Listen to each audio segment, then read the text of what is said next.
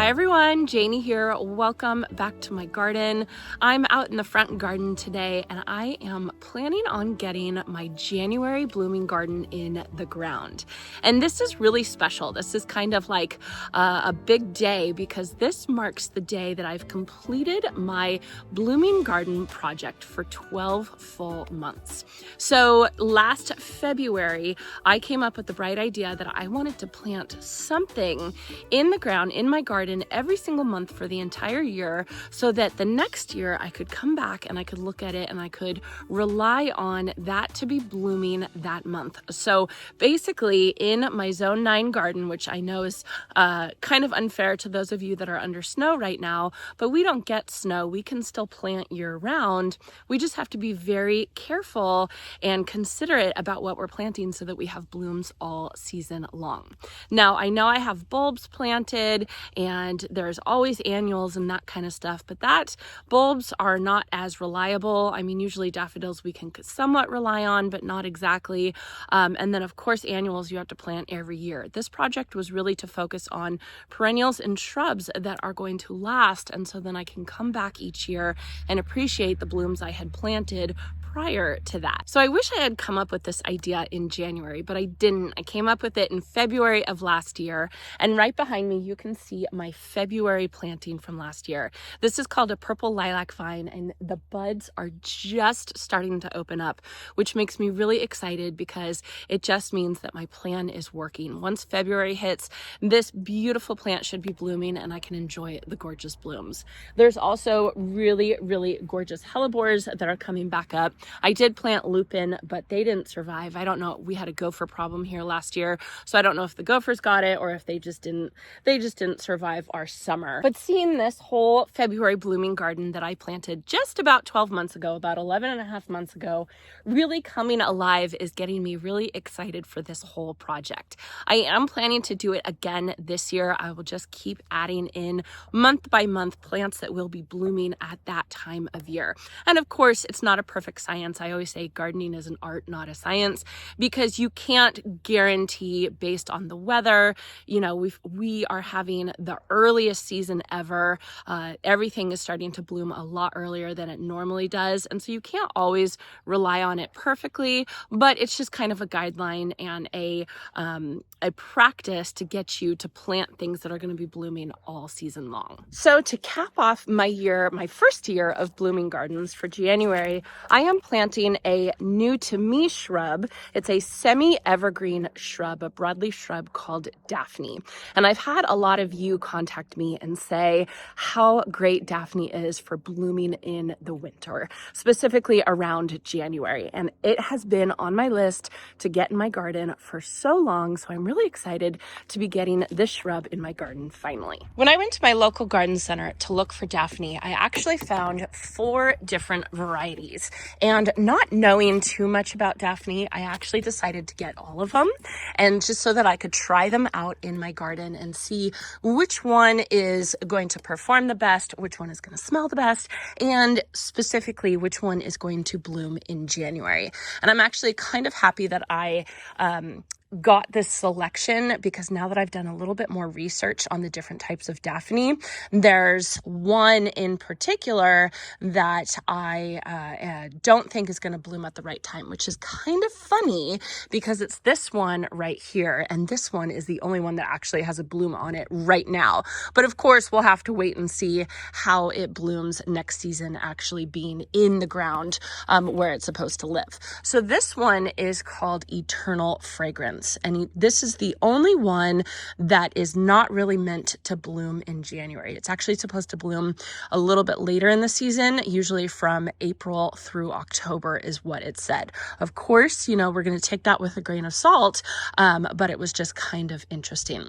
So Daphne is a really, really big species. There's a whole bunch of different varieties, but a very, very common variety is Daphne odora, otherwise known as winter Daphne. And that's what I'm mostly have here, except for this one. This is a hybrid, and this is a hybrid. These two are winter Daphnes. This one is called marginata, and this is probably the most common type of Daphne. It has these narrow, glossy leaves. It's usually evergreen in mild climates, but it can lose its leaves if it gets too cold. It's hardy in zones 7 and up, and it usually gets about 4 feet tall and 4 feet wide. Now, here's the interesting thing about marginata or Daphne odora is it's known to be super, super finicky. So basically it's said, people will say that it will all of a sudden just die for absolutely no reason. So you have to be really careful with it. You don't want to transplant it because it doesn't like being transplanted, and it does like a little bit of acidic soil. So I think I am going to amend my soil as I'm planting these guys. So this one right next to it is also a Daphne odora or a winter Daphne, and the only difference is the variegation, or I should say the only visible difference on this one is the variegation. This one is called Daphne Rebecca, and this one is actually, I'm actually glad I grabbed this one because this one is known to be really good for the south. It can handle heat and it can handle humidity. So that's good because hopefully it should be able to handle our heat a little bit better. It also gets 4x4, and then it has light pink, beautifully smelling blooms. Actually, I should emphasize that how good Daphne blooms smell. They smell absolutely fantastic. When I bought these at the garden center, I put them in my cart and I was walking around and I kept smelling something and thinking like, oh, what is that? What is that? And I kept, like sniffing all the plants that I was walking by. And it took me a while to realize that it was my Daphne that was smelling so good, which is really, really exciting. So these two are winter Daphnes. They should start blooming now at this time. This one right here is a hybrid. It's called Perfume Princess. And this is supposed to be known as, or it's supposed to be the Daphne that blooms the longest and the earliest. So you can see I've got buds coming up right now. It's supposed to have these big like bunches of blooms with some dark pink buds on them. I'm really excited to try this one and see how it does. It also is supposed to handle the heat a little bit better as well. And this one's very similar to the size of these. This gets 4 feet tall and about 3 feet wide. I'm excited that I got all 4 because I'm going to check these guys out and I'm going to see exactly when they bloom for me, which ones are the best ones, and which ones basically smell the best. Now, I don't have super, super high hopes for these plants because Daphne are known to be really finicky. They're known to be hard to get established. And like I said, they're known to just up and die for absolutely no reason. So I'm not going to get super attached to these, but I did want to get some Daphne in the ground so that I can enjoy the beautiful blooms in January, which is, of course, the point of the blooming garden practice, to get you out into your garden center in a time when maybe you're not really thinking about it and focusing on what plants can be blooming at odd times of year so that you can go out and you can enjoy the blooms for all 12 seasons. So as for where I'm going to plant my Daphne usually like part shade to dappled shade, especially if you live in a hot climate. And so what that means is that it really likes to be planted like underneath the shade of a tree. And you can kind of see where I'm pointing my camera is over by my beautiful orange trees right here, which are evergreen. And it's going to provide dappled shade for these Daphnes for a long time. So I'm thinking kind of in this area right here. It's about 1 o'clock right now. So this is pretty much the most sun that this whole area is going to get before it drops down below our house and everything like that. Now, the only drawback to this space is Daphne is a good smelling plant, right?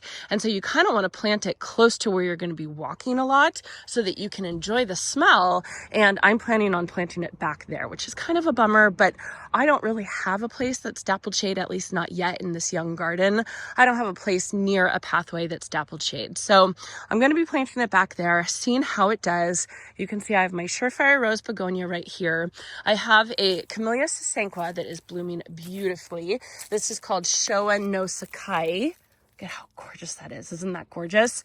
I have a Camellia japonica back here, Champagne elegans, that's not very happy. I'm not sure what's going on with that. I'll have to check that. And then right here, I do have some alliums that are coming up. So I'm excited to see if those are going to bloom. But anyway, I'm going to be working kind of back here in this area and just kind of planting all 4 back here, just so I can see which ones work, which ones survive. If one happens to die, that's okay. Hopefully by next January, I'll have some of the other ones. We'll see. I think this is probably the best place for it. And this is where I want to plant them. Now let me show you what I'm going to amend the soil with. So I have this soil acidifier from Espoma. I like this stuff, but I have a very little bit, not very much left.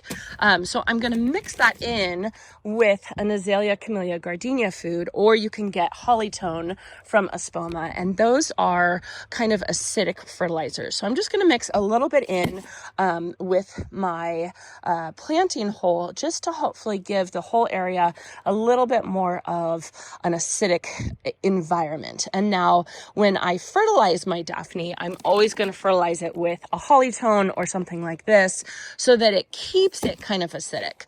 Our soil here, well, honestly, I haven't tested my soil in this new property. I need to test it, but I'm pretty sure it's probably close to neutral, because that's what most of the area is where I live. At my old house, which was, I'm going to say probably like 15 miles away from here, I had just a little bit above neutral soil. So it wasn't bad at all, but it definitely wasn't acidic. So acidic plants are definitely tough. The other thing I do want to say as I'm planting an acidic loving plant is that I live in the country here, and we are on well water. We have our own well. And unfortunately, where I live, we have boron in our groundwater, and boron can make it really, really hard for acidic loving plants. It can make it really difficult for it, and it can make it so that camellias can kind of suffer sometimes, azaleas can kind of suffer sometimes.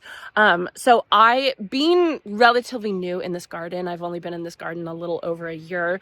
I don't know how much my boron water is affecting my plants yet. I'm kind of messing around with it and watching it and seeing how it does. There are ways that you can deal with it. You can use sulfur, and that can counteract the boron. This is where it counteracts when I said gardening is an art, not a science, because this is where gardening becomes a science, but you get what I mean. So anyway, I'm going to go ahead and I'm going to plant my Daphne. I'm going to amend the soil with an acidic loving fertilizer, an acidic fertilizer, and we're all going to cross our fingers that we get blooms next January.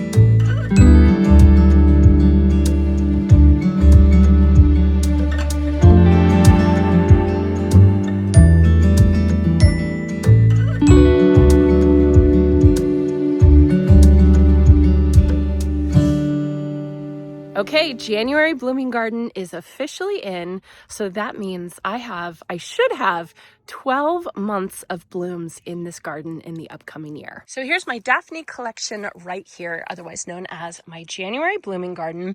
I do have to say, I wanted to ask you all if you had any suggestions for pretty labels to put in the garden. I have labels everywhere. You can see I have like those, and then I actually decided to leave the Perfume Princess label there just because I've noticed that I haven't been labeling my plants because I've been telling myself that I would remember it or I could look back on a video, but I never do. And then I end up forgetting what the plant is. So I really want to start labeling my plants, especially because I talk about my plants all the time. I just don't know what type of labels. I know I want them to be pretty looking. If any of you have any suggestions, please let me know. So anyway, I have the 4 different varieties of Daphne right here. I have the Rebecca, which is the Daphne Adora with the variegated leaves. I have the OG, the Marginata, back there. There's Perfume Princess, and then Eternal Fragrance. Is that it? God, I've already forgotten the name of it. Okay, we need labels for sure.